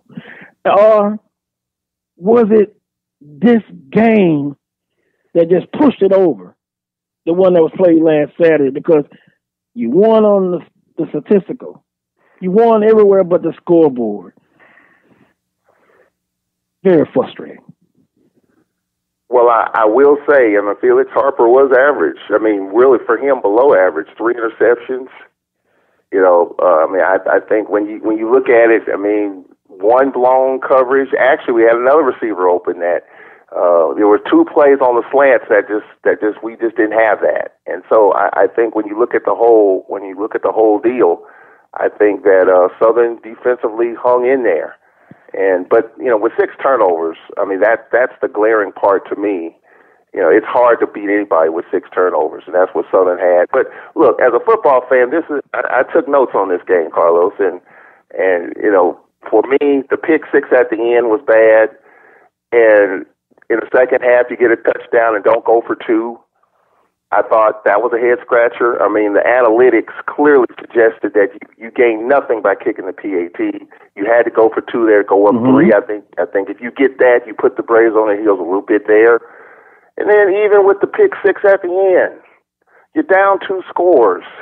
1:12 left with 3 timeouts. They didn't utilize the timeouts well, but anyway. And you have 3 timeouts. I don't want to nitpick, but go ahead. It's a 2-score game, and you pull your starting quarterback. I mean, as a football fan, if I had no rooting interest in Southern or Alcorn, I just want to look at a good football game. And I'm looking at the game, and I'm studying the game and just following it.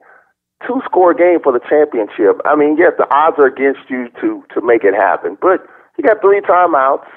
I mean, even if Southern gets to the 1 and doesn't score, at least they fought all the way to the final second, the final play. But you leave 3 timeouts on the board. Then you pull your starter at not saying that cost you the game, but just at the end, the fight. I mean, it seemed to me that the white flag was thrown up at that point. Now, I'll say this. I think Skelton was a little out of character, out of sorts in the second half. You know, the bad turnover, I don't know if it was a bad play call, a bad read on his part. Clearly, a square across the field, the defender's going to jump that every time. And if that ball floats, if it's picked, if he drops it, that's one thing. He picked it and scored.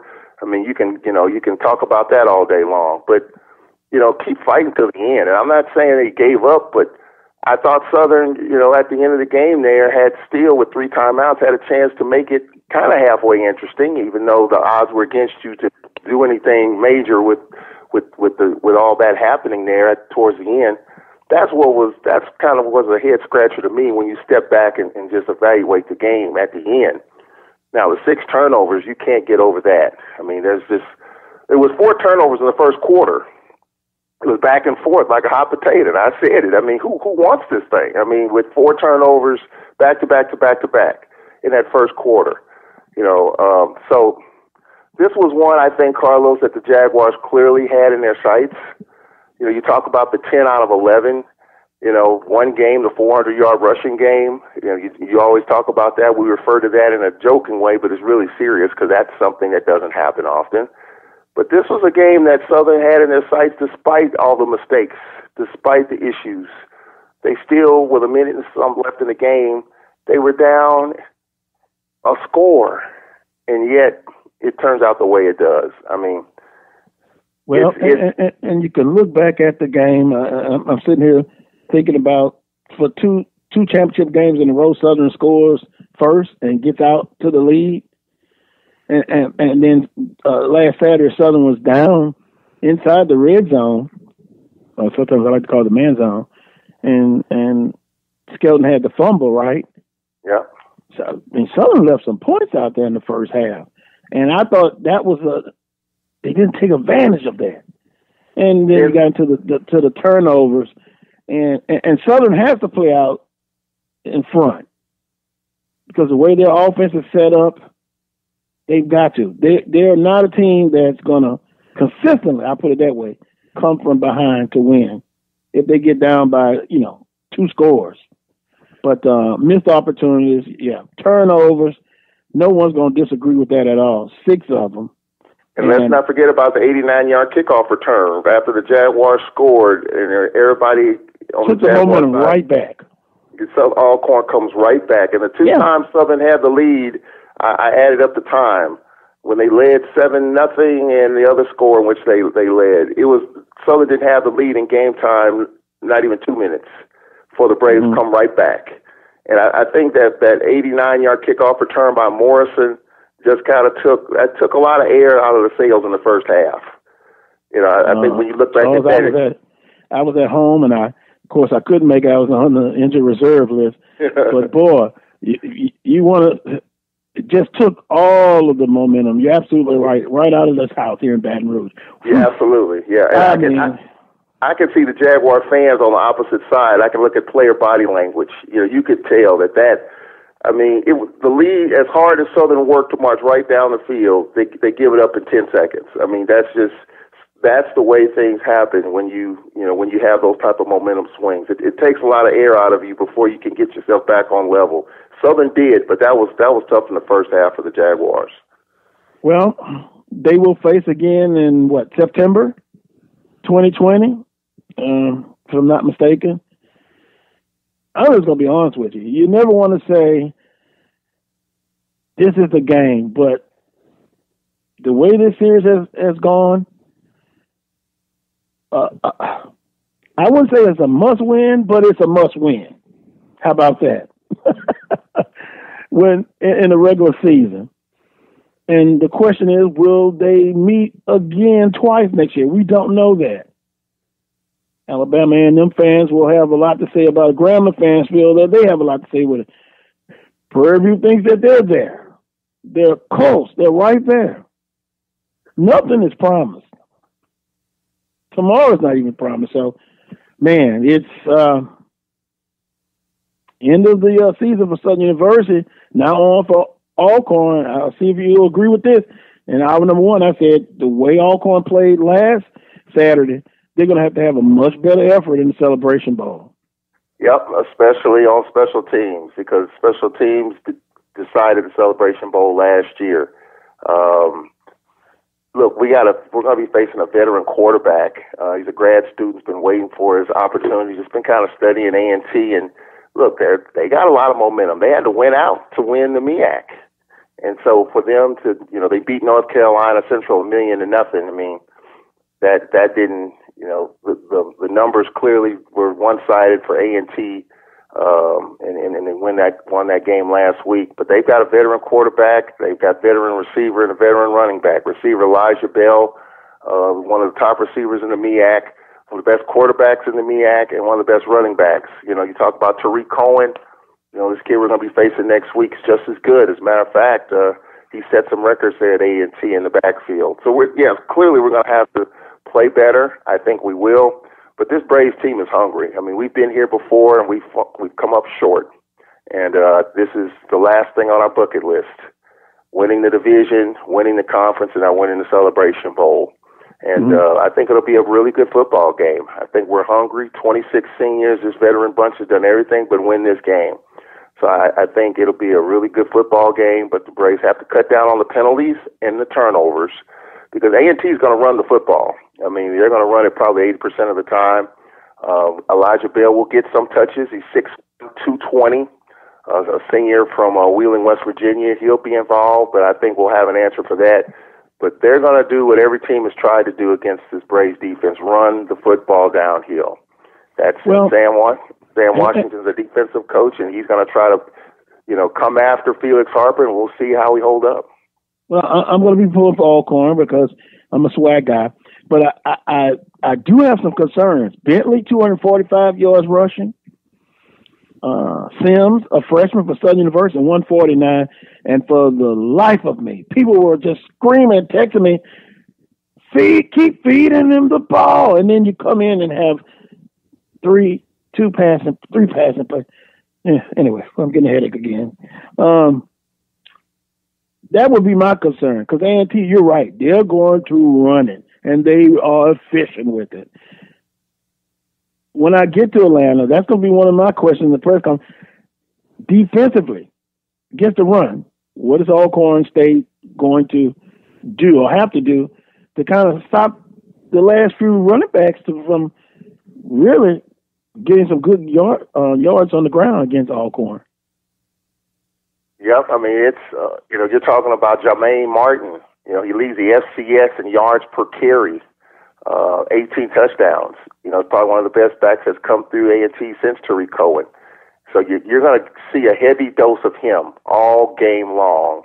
And he's 5'10", 214, so he's short in stature, but he throws his weight around, and we're going to have to find a way to slow him down and maybe make Carter make some plays. If we do that, then I think we have a chance. But, I'm looking at the other factors too, Carlos. What helped Southern, in a sense, some penalties. We had some unsports personal foul penalties that hurt us. We were behind the chains a little bit. We can't afford that against Sam Washington's defense. He really preaches defense first. He's got the tools offensively to score. But, I think the one team, if you look at A&T, the one team that kind of mirrors Alcorn, you look at the Florida A&M game, in which they lost 34-31. I think you look at Florida A&M, you look at Alcorn, kind of the same. Willie Simmons and that RPO, and I know you hate the RPO, Carlos, but that's the kind of offense that they run. So you could kind of see this type of score maybe in the Celebration Bowl, back and forth. We'll see if we score that many points, Carlos. If we score in the 30s, I think our defense will hold up against Carter and Martin and this A&T offense. But those other things, though, the turnovers, we can't have that. We can't have pre-snap penalties. We can't have unsportsmanlike conduct penalties. Those things that help extend drives. We can't have that in a game like this. Well, look at the FAMU film, although it was on a Sunday. I think you're going to have continued success throwing the football and being as balanced as you can. That word is just, I don't know, people take it lightly. Being balanced offensively. Stop the run defensively. Some things are still basic and fundamental. Some things never change. Yep. Those are the things you have to do. Well, we'll see you next Saturday. I'm coming off the reserve list, but I'm scheduled to be in Atlanta. So let the fun begin. We appreciate the time. We'll talk with you next Saturday, and I'll have an announcement early in the week about the show next week in Atlanta, GA. Looking forward to it, Carlos. Should be a lot of fun. Yeah, it should be. I'm going to have fun regardless. It just would be, sweeter to see a little Columbia blue and gold, but that's not the case. So we're pulling for the Southwestern Athletic Conference. Go Braves. Dun, dun, dun, dun, dun. Oh my goodness! I need to record that. Hey, you know this is being archived. You know this is being archived, right, sir? Yeah. Well, even if it was Jackson State, you have to feel the same way. The SWAC needs to start having more success in the Celebration Bowl, albeit some close losses in the SWAC NEAC Challenge. So there you go. Yeah, you're right. Go SWAC. All righty, Charles. We'll talk to you later. All right, appreciate it. Have a good trip to Atlanta. All righty, you too. We'll take a time out. Coming up next, our final guest, Brandon B.J. Jones of HBCU Game Day.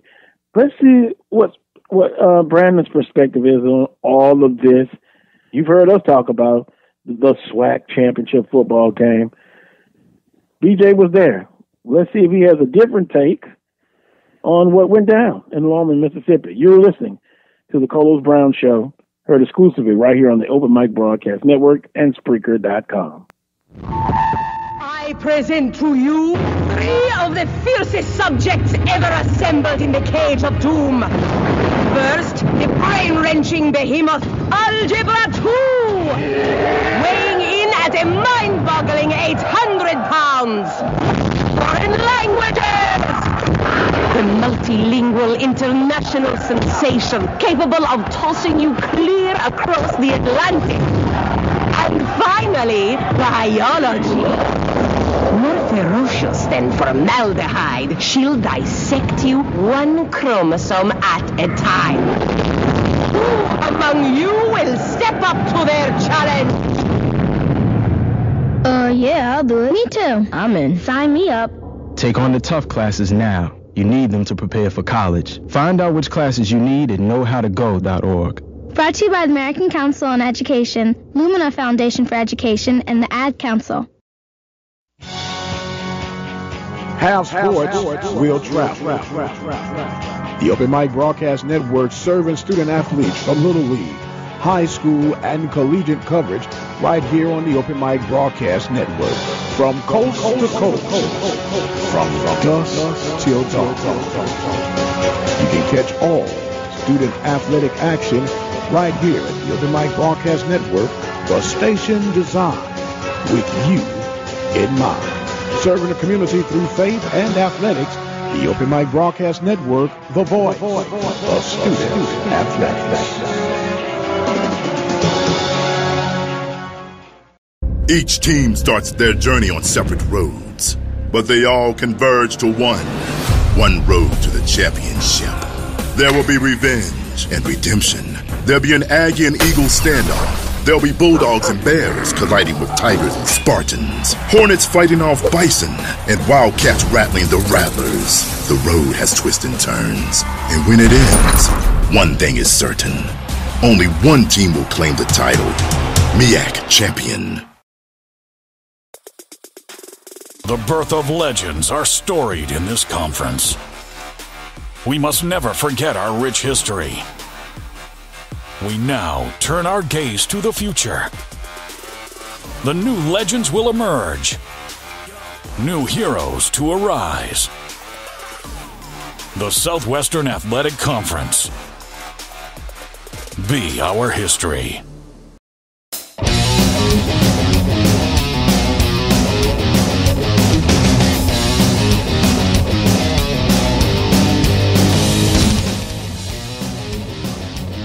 Welcome back to this final segment of this week's edition of the Carlos Brown Show. Heard exclusively right here on the Open Mic Broadcast Network and Spreaker.com. My next guest, I look at him as a little brother, and maybe the little brother can calm the big brother down and bring some calm to this conversation. Brandon B.J. Jones of HBCU Game Day. B.J., what's going on, brother? It's been a rough week.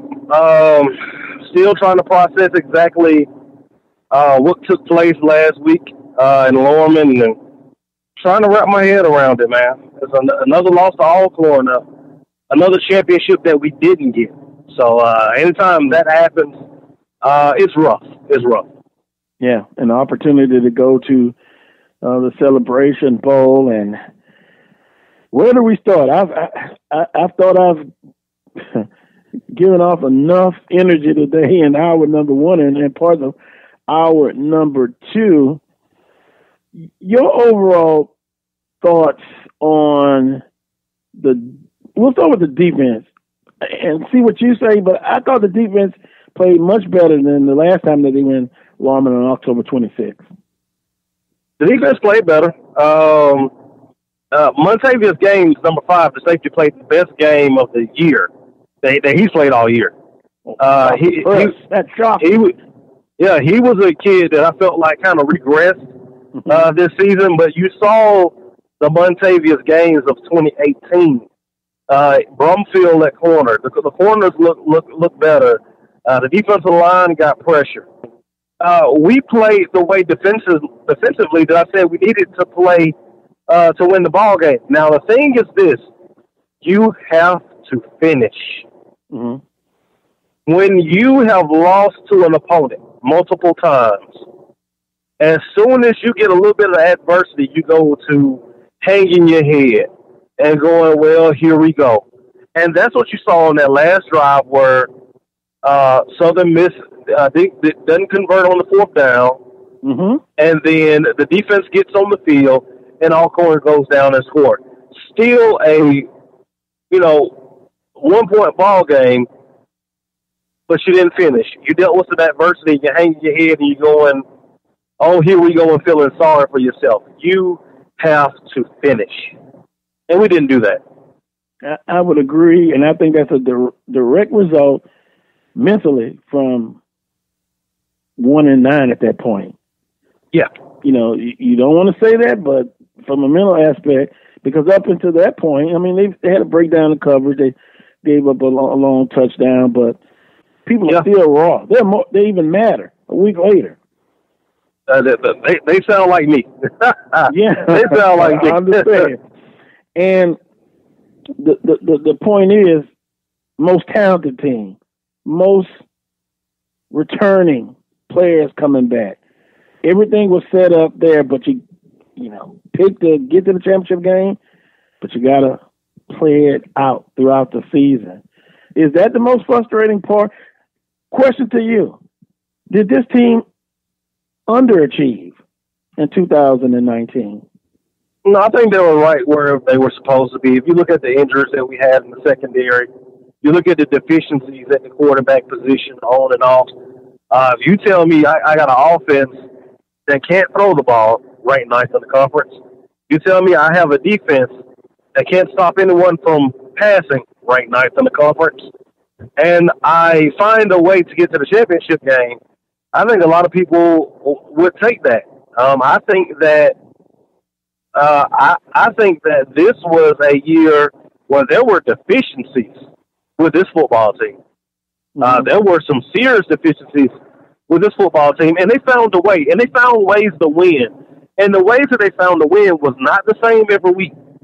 Sometimes it was offense. Sometimes it was a defense. Sometimes you just relied on other teams' mistakes. Southern won a lot of games where they were outgained. Texas Southern, they were outgained by Alabama A&M. So, Southern found different ways to win, and I think that goes back. People like to criticize the coaches, but that goes back to coaching as well. And people like to bring up the negative side. Yeah. You heard what DJ said, it's enough to go around on this one. Oh, yeah. Yeah, absolutely. But, yeah, man, so I think Southern, dealing with the injuries in the secondary, I think that this was a pleasant surprise to be in the championship game. Now, BJ, this may be a tough question here, maybe not.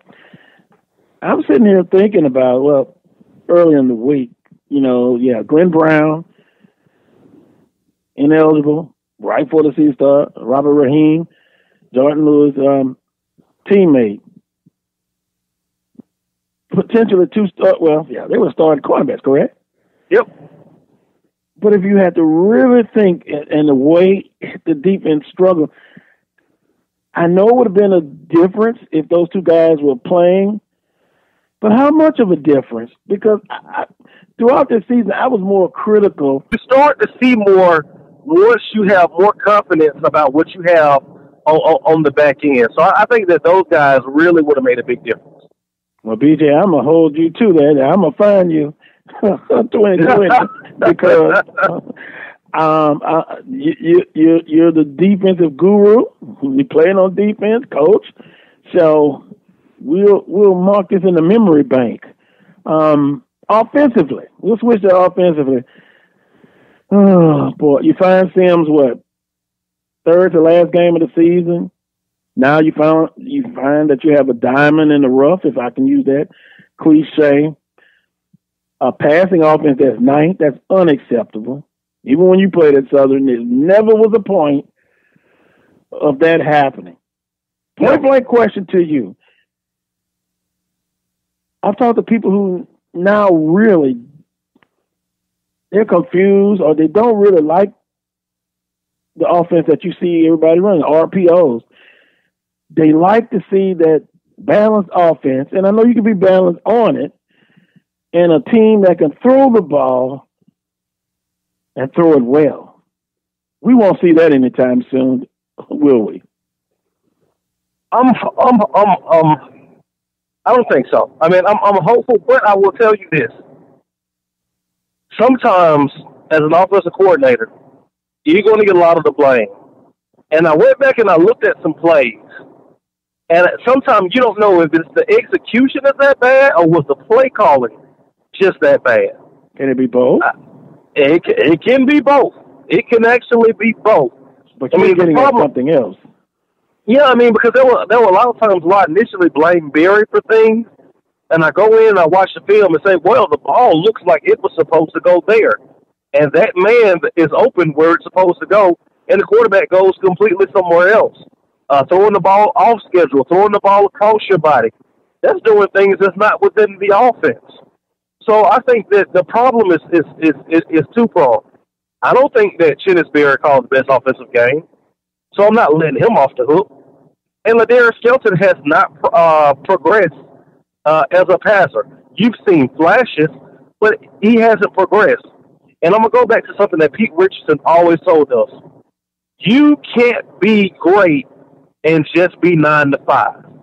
If the only time that you're working on your craft is when we're around, you're wrong.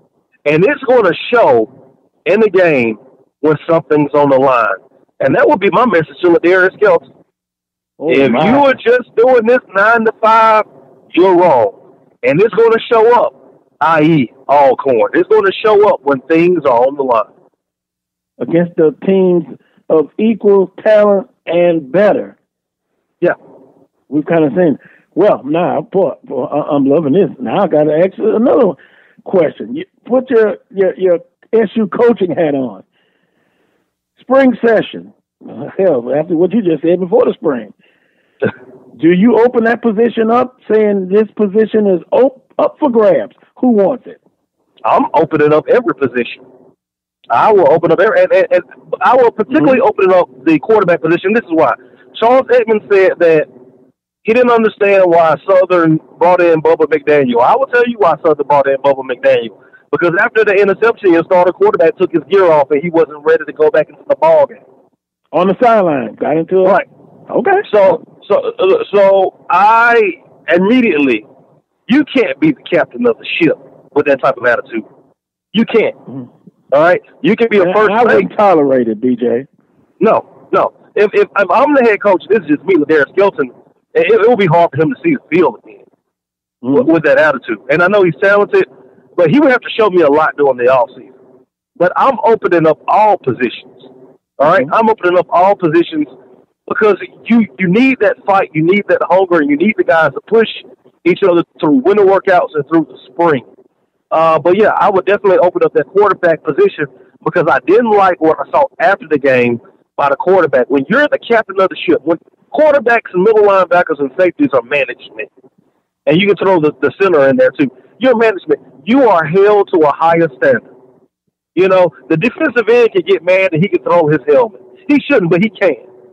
But as the quarterback, as the captain of the ship, as the management position, I hold you to a higher standard.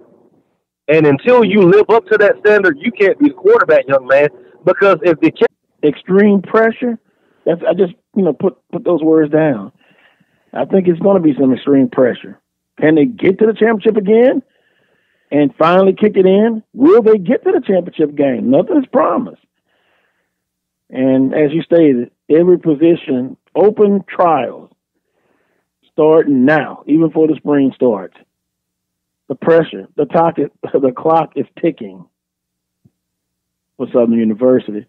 BJ, well, I won't say have a great trip, but you're in Atlanta. So I wish myself a good trip. Man, you have a good trip, man. Finally got the home game. All right. Yeah, we'll connect, and I'll be in Friday before noon. Okay. So appreciate your insight as always. And BJ Jones, make sure you tune in next Saturday at a special